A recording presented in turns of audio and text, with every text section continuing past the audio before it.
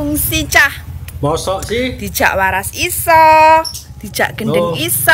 Gendeng loh. Pokoknya aja ngejak aku dukung Anies karo Ganjar. Cak Imin sama Surya Paloh sudah bergabung di 02. Nah, sedangkan sekarang nih ya, yang Anies Baswedan ini ya, kerjaannya tuh live streaming tiap hari di TikTok. Keasikan tuh, karena viewersnya itu tuh kan banyak naik. Terus udah itu yang nonton itu tuh 3,k sekian. Wah, keren tuh ya. Itu keren. Baru kali ini yang seru, seorang pejabat yang harusnya memikirkan bagaimana pergerakan rakyatnya ini, ya kan, dia malah sibuk live streaming. Terus yang pendemo dari 01 yang nggak terima Anies Baswedan itu kalah, ya kan, demo depan KPU, sibuk, ya kan. Jadi bagaimana seorang Anies Baswedan menjadi presiden kalau menjadi seorang pemimpin itu nggak siap siaga kayak gitu, anak buahnya terjun ke lapangan, dia enak-enakan live streaming di TikTok kayak gini. Ya ampun. Aduh, bagaimana Indonesia bisa maju, bisa bersaing dengan negara lain kalau presiden. Sekalipun bapak kau miliarder, kalau kau bodoh nggak punya skill, kau jatuh miskin. Jadi kalau kau udah bodoh miskin, kau salahkan pemerintah, kan aneh. Makanya kau pintar, kau punya skill. Jadi pemerintah pun pakai kau kalau sekali kau pintar. Kau apa? Kau bisa jadi apa? Kau jadi menteri, bisa kau jadi menteri kalau kau pintar. Kalau kau bodoh, kau berharap apa dari pemerintah? Kau tidur itu dapat duit gitu. Aduh. Karena aku emosi nih orang zaman sekarang susah. Kau pemalas loh. Kau pemalas. Gak ada orang yang gak punya usaha di dunia ini. Selagi kita masih hidup, kita berusaha supaya bisa bertahan hidup. Kau pemalas mau tidur-tidur aja dapat duit. Enak kali hidup kau kayak gitu. Aku pun mau kalau kayak gitu. Makanya kau berpikirlah, tolonglah berpikir. Zaman sekarang tuh apa-apa bisa jadikan duit. Kau live bisa jadi duit. Kau masak-masak jadi duit. Apa-apa sikit-sikit jadi duit. Bisa. Kalau kau pemalas baru nggak bisa. Kalau kau nggak punya skill baru nggak bisa. Ya. Sekalipun orang itu lumpuh, ya, maaf nih, cacat, dia masih bisa bertahan hidup. Kenapa? Dia ada usahanya. Dia punya skill. Apa? Dia tukang cuci piring. Dari apa? Bertahan hidup kan. Adanya dapat kerjaan kan. Banyak juga loh yang aku tengok orang cacat bisa kerja. Ini yang nggak cacat ini yang banyak ada tingkahnya. Yang nggak cacat pemalas ini banyak tingkah. Udah pemalas, bodoh, nggak mau belajar. Sebenarnya gini, kalau kau miskin, kau bisa naikkan derajat keluarga kau dengan kau pintar. Banyak kok anak tukang ojek jadi dokter. Banyak yang bapaknya kerja tukang sampah, dia bisa wisuda S1, S2, pergi ke luar negeri. Kalau kau pemalas, kalau kau bodoh, ya nggak bisa jadi apa-apa. Berharap apa kau? Mati aja lah. Mati aja. Untuk apa? Menyemak-nyemakkan populasi kau di dunia ini. Nggak bisa berguna bagi bangsa dan negara kau. Gak usah kan bangsa dan negara lah, diri sendiri aja pun kau nggak berguna. Untuk apa? Mati aja. Bapak Prabowo Subianto, akhir-akhir ini tuh saya terima banyak sekali hujatan, apalagi di Instagram. Sampai hari ini saya dikatai starstruck syndrome, Pak. Jadi dinilai terlalu berlebihan mengidolakan Bapak, menyukai Bapak, mengagumi Bapak, tapi saya tidak peduli sih, Pak. Karena bagi saya, bukan cuma saya yang mengidap starstruck syndrome itu. Mereka yang datang ke kolom komentar untuk hujat-hujat Bapak dengan Mas Gibran, mereka yang sebenarnya starstruck syndrome. Berlebihan. Karena sampai mau menghujat-hujat di kolom komentar. Kalau saya sih tidak, Pak. Tapi bukan itu yang saya pedulikan, Pak. Yang saya mau katakan adalah kenapa Bapak tidak bisa berhenti keren dalam sap kepala, Pak. Yang macam kayak ada sejak sumbangsi baru dalam sapnya kepala ini bahwa Bapak Subianto itu keren. Bapak tahu saya baru ketemu VT-nya Bapak yang sama Mbak Nana di acaranya Mbak Nana, di mana Mbak Nana minta Bapak untuk merekomendasikan buku untuk anak-anak muda baca. Dan Bapak jawab apa? Paulo Coelho. Bapak persetan, tidak peduli dengan orang bilang starstruck syndrome, tapi memang ada saja alasan supaya saya kagum sama Bapak. Yang macam kayak enteng sekali Bapak keluarkan Paulo Coelho. Ya ampun Bapak. Saya pikir alkemis, tapi Bapak bilangnya tadi warrior of the light. Tidak tahu omong Bapak. Biar saya pingsan saja sudah. Tanggapan kakak terkait makan gratis itu gimana? Oke, aku kasih tanggapanku ya. Mungkin sebagian dari kalian berpikir, apa sih makan gratis? Masih bisa kok beli makan. Kalian masih bisa. Yang lain kan belum tentu. Satu hal yang harus kita pahami bahwa program makan gratis ini tidak diperuntukkan untuk kalian yang merasa mampu. Ya, kalau kalian mampu, kalian yang kasih makan gratis buat yang lain yang kurang mampu dong. Program makan gratis ini diprioritaskan untuk anak-anak dan ibu hamil yang sudah pasti diprioritaskan juga untuk mereka yang kurang mampu. Makan siang gratis di sekolah, khususnya mungkin sekolah negeri, yang diprioritaskan untuk anak-anak yang kurang mampu.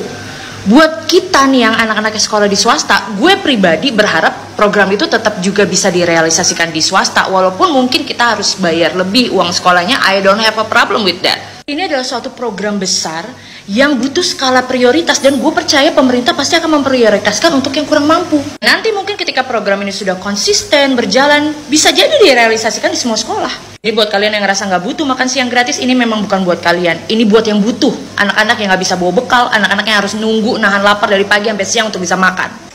Pencoblosan udah selesai, hasil survei yang keluar pun udah menentukan ya kan kalau Pak Prabowo itu pemenangnya ya. Selamat, Pak Prabowo telah menjadi Presiden RI ya.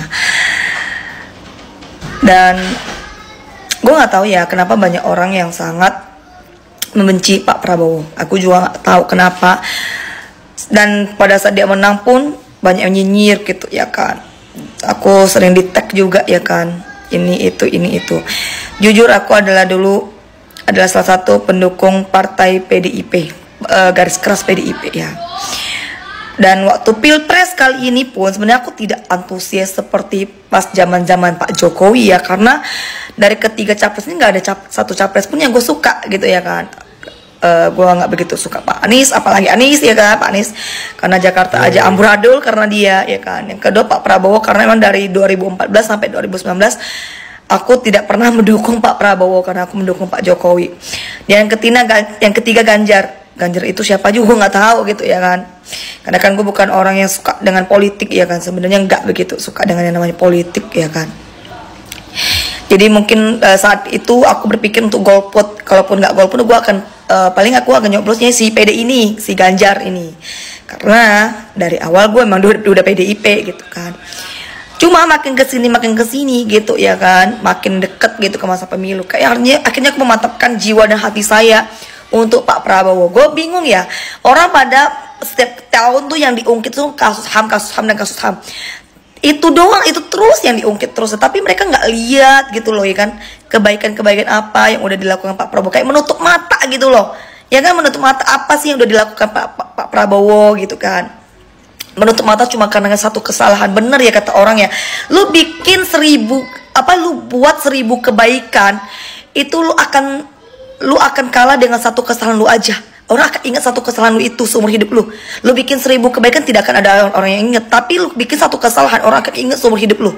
Nah itu yang didapati sama Pak Prabowo. Cobalah buka hati kalian ya kan, yang tadinya menghujat Pak Prabowo. Cobalah buka hati kalian gitu kan, lihat kebaikan apa yang dilakukan Pak Prabowo. Ya. Habis ini aku harap jangan ada yang ngetek aku lagi soal PDIP ya, karena aku tidak ada permasalahan juga dengan Bu Megawati ya kan. Tapi makin kesini kenapa makin menjelekkan Pak Jokowi, gue bingung ya. Ingat ya, jalan kalimat yang orang kota kalian tuh nggak akan tahu perjalanan dari Pontianak ke kampung gue yang harusnya 12 jam sekarang jadi 6 jam. Jadi yang kalian dari kota yang nggak tahu perjalanan kampung kita, kampung hulu ya, nggak usah sok-sokan bilang kalau ini itu Megawati ini itu Pak Jokowi nggak bisa kerja, mau naikin anaknya jadi presiden wakil segala macam. Stop ya, baca no berita. Thank you, bye. Thank you, bye. Gue mau coba buka suara tentang orang-orang yang bener-bener mengkritik tentang makan gratis.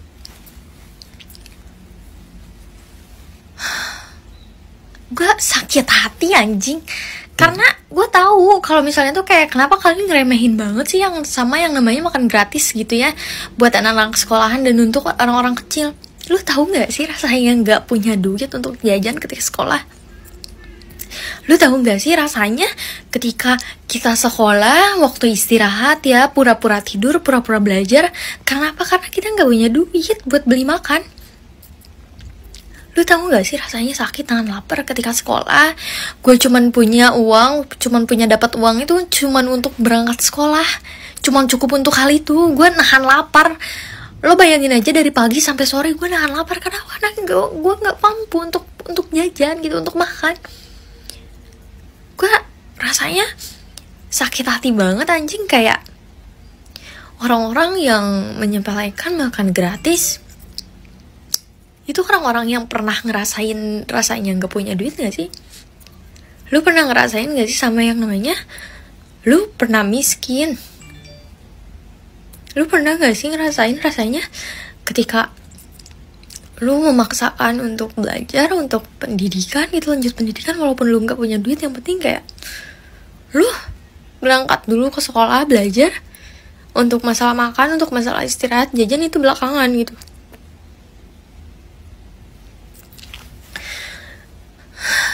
Orang-orang yang ngehina makan gratis itu orang yang gak pernah ngerasain yang namanya gimana susahnya, gimana sakitnya ketika gak punya duit buat jajan, buat makan di sekolah. Lu tahu apa sih tentang penderitaan, anjing? Demi Allah, demi Rasulullah, gue gak dibayar sama sekali, cuman gue pengen angkat bicara tentang hal ini. Gue tahu rasanya anjing sakitnya ketika lo jadi anak miskin, ketika lo nggak bisa makan, ketika lo nggak bisa jajan ketika sekolah.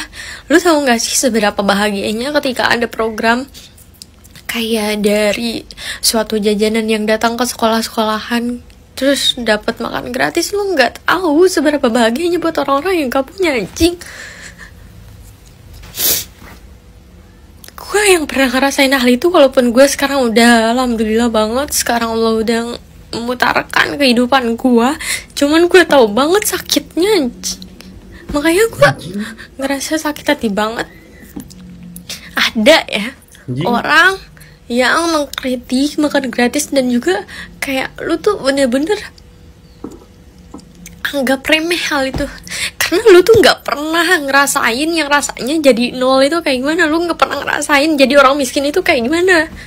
Lu anak yang berkecukupan dari orang tua yang berkecukupan, yang ketika sekolah lu selalu mendapatkan uang bekal yang sangat cukup. Lu nggak pantas ngeritik hal itu.